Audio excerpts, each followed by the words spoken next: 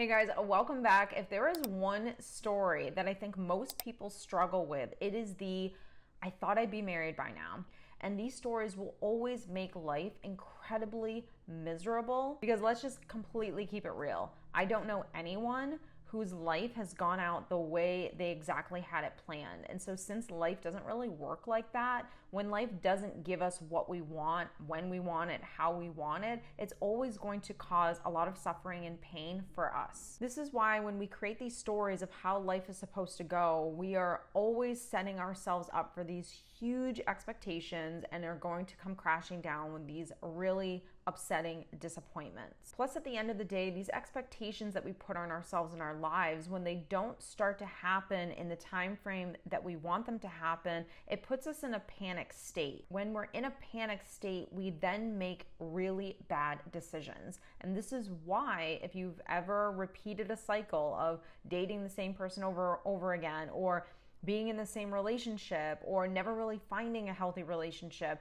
it is because you're repeating cycles because you haven't really learned the lesson, because all the decisions that you've been making have been from this fear and panic state. So when we operate from panic and fear and lack and insecurity and worry that we're not going to get what we really want in the way that we want it, when we want it, this means that we're ultimately putting a lot of pressure on ourselves, and that pressure is going to cause you to just operate differently in life.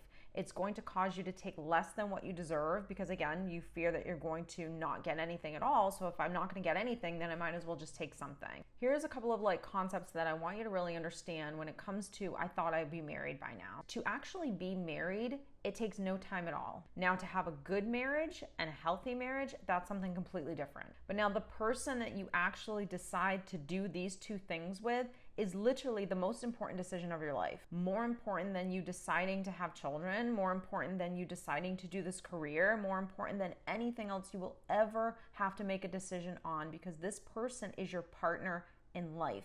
You're basically starting a business and you're looking for a business partner. And the person that you decide is going to play a huge factor in the success of that partnership. And if you're coming from panic, and if you're coming from fear, and if you're coming from worry, and you make a bad decision, guess what?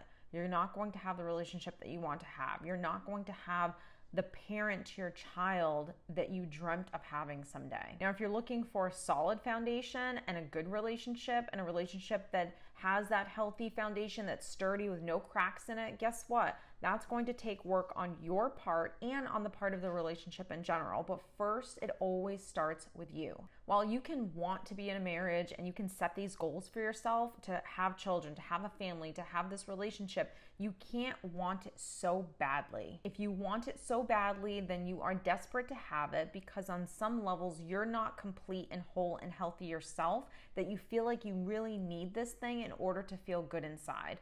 And in hindsight, when I look back, if I would have just taken the time to get to know myself and what it is that I actually wanted in life, it would have caused me to have a different measure that I rated people on to make sure that you actually fit in this job description of the person I'm looking to hire as my husband, as my partner. But instead, the job description was so vague, and I thought it was very detailed. I thought I was looking for exactly what I needed, but I didn't really know myself and what actually worked best for me. I also didn't really understand what a healthy relationship should look like in general. And I think most people don't understand those two concepts. The next thing that I really, really want you to understand and fully embrace this is you have got to be happy all by yourself. And I know you guys hear this often from other videos, from podcasts, from blogs. You see it on TikTok, you see it everywhere, people saying the same stuff over and over again. But I want you to hear this. Relationships and marriages are great, but life is not about coupling up.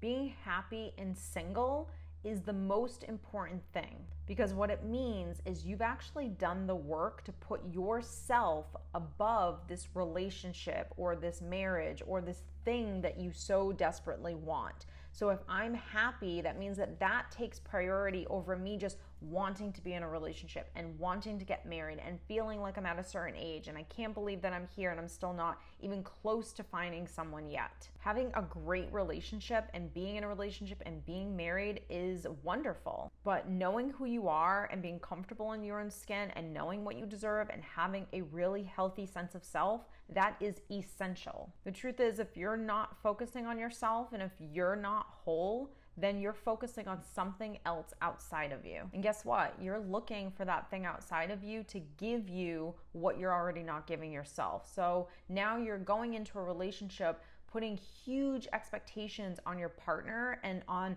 your children and on all of these things outside of you to make you feel a certain way. And guess what? It was really just your job to begin with to get yourself in a good place where you feel whole and you know yourself and you know how to fill yourself up and you know how to validate yourself and love yourself. That was what you were supposed to do first before making all of these things responsible for giving you what you're not giving yourself right now. Now, here's the thing that I want you to really understand. If 50% of all marriages end in divorce, let's cut that number in half. And let's say 25 to 30% of those people who are actually in marriages, though, they didn't get divorced, those are the people that are actually miserable. Those are the people that are settling. Yes, there's still a 25% that probably have great marriages and they're good to go and they've done a lot of work, or maybe they haven't and maybe they've just met someone that's willing to settle when they settle. But that 25, 30% that I first talked about, those are the people that are absolutely with the wrong people, are not healthy, are not happy in their marriage, and I know you know who those people are in your life. Now, why do those things even happen? They happen for two reasons. Number one or both people are 100% not whole, 100% not happy in their own skin. And number two, because they haven't done that work, they don't know who they are and they don't know what they want.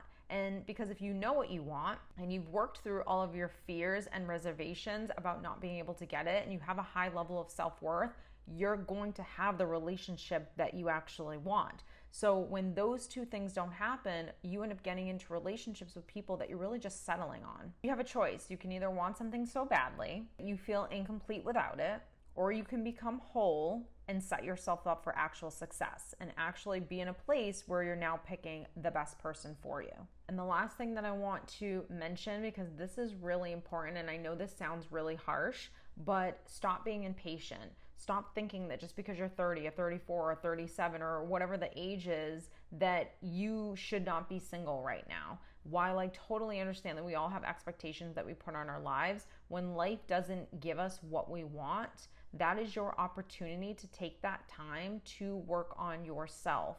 And look at it this way. I would rather have that opportunity to work on myself, which I did, and do the work to set myself up for success, rather than gaining 2, 3, 4 years being in a relationship with the wrong person that I'm now stuck with for the rest of my life. So I'd rather spend those years working on myself to then meet the person at whatever age I have to meet them at, and find that person that I can actually spend the rest of my life with, that I can be happy with, and they can be happy with me. So I'd rather wait and find the right thing than rush and get the wrong thing and then have to deal with the messiness of either staying with that for the rest of my life or leaving it. So I hope this video has helped you kind of work through, I thought I'd be married by now. I hope it really gave you some insight to know that you're exactly where you should be, and take this time to really work on yourself to get yourself in a right space. That way you know yourself, you are good in your own skin, you've done the work, you know how to self-parent. I will link that course down below if you're interested in my self-parenting course. So you can really just set yourself up for success and have the relationship that you really want. So I hope you guys have enjoyed this, and I will see you next week.